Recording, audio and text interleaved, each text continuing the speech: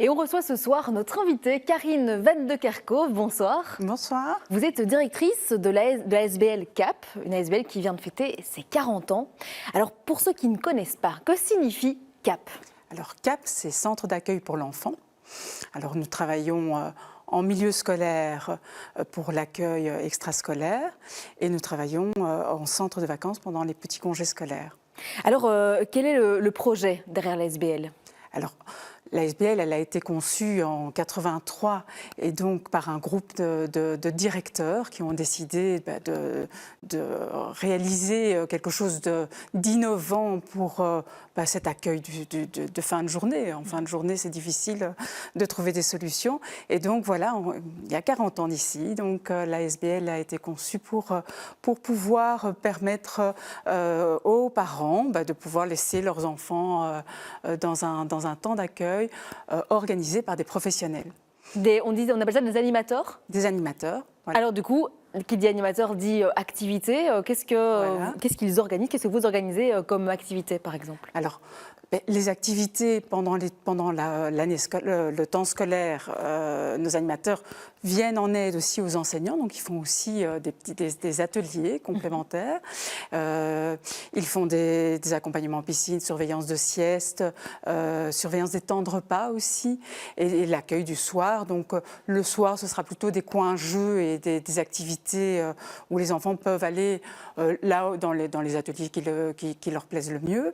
Et c'est surtout le mercredi après-midi où les animateurs savent vraiment organiser des temps d'activité.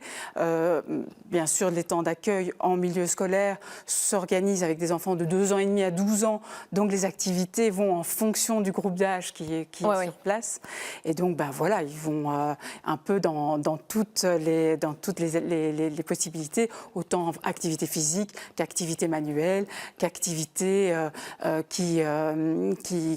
promenade ou autre activité. C'est hyper varié en fait. Tout à fait, tout à fait. Alors le profil des enfants pris en charge, vous parlez des enfants, est-ce qu'il y a des établissements spécialisés? Voilà, c'est ce que je voulais dire. Est-ce que c'est que pour des établissements, je dirais, plus classiques, ou alors aussi pour des établissements spécialisés, donc avec des enfants peut-être qui ont des handicaps ou... Voilà, c'est-à-dire que nous travaillons dans 56 écoles ici en Brabant Wallon, dans 55 en Brabant Wallon, une en Hainaut.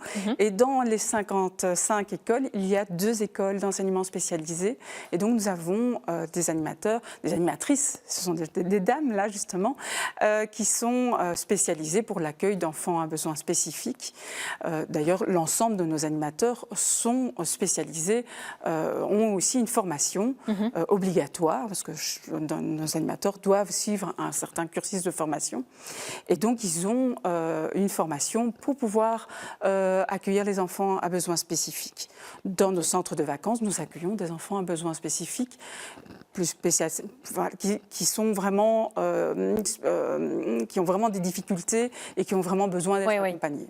Voilà, donc les animateurs sont formés et par exemple, ils sont aussi présents, c'est important de le dire actuellement, ici pour les vacances de détente, comme on dit, donc c'est 2 semaines.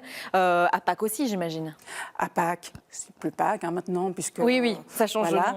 Donc on est bien sûr là présent sur les périodes de printemps, sur 4 localités. Donc nous sommes sur Nivelles, sur Wavre, sur Rixensart, et pour la période de printemps, nous serons en partenariat avec la commune de Genappe. Alors, est-ce que les écoles, comment ça fonctionne au niveau du système? Est-ce que les écoles, vous êtes d'office présents ou alors que les écoles font appel à vous chaque année? Comment ça fonctionne à ce niveau-là? Alors, nous avons une convention avec les écoles qui sont à durée indéterminée. Donc cette convention, soit ils demandent d'augmenter le nombre d'animateurs dans leur école ou pas. Nous ne sommes pas, nous, opérateurs d'accueil, c'est-à-dire que nous ne recevons pas les subventions de l'ONE, c'est l'école qui reçoit la subvention. Mais donc on vient en aide complémentaire à l'équipe qui est déjà sur place. Dans certaines équipes, l'animateur qui est sur place devient un peu coordinateur de l'équipe puisqu'il a la formation requise pour pouvoir accompagner, pour pouvoir aiguiller l'équipe qui est en place. Les stages, par contre, c'est vous qui êtes à l'initiation des stages, voilà. pas en support d'une équipe Non, pas du tout. Là, on est vraiment, sauf le partenariat que nous faisons avec la commune de Genappe, où là nous coordonnons la plaine communale pour les périodes printemps, été et prochainement à la Toussaint aussi. Alors, peut-être au niveau des informations pratiques pour les stages, justement, vu qu'on est en plein dedans, pour les prochains stages, où est-ce que les gens peuvent se renseigner s'ils veulent inscrire leur enfant Alors, directement sur notre site internet, donc www.cap-sbl.be, et donc directement, on a la possibilité de cliquer sur inscription et d'arriver sur le module d'inscription. Eh bien, nickel. Merci beaucoup pour toutes ces informations. Merci à vous. Avec plaisir. Alors, retrouvez ce soir dès 20h votre émission sportive avec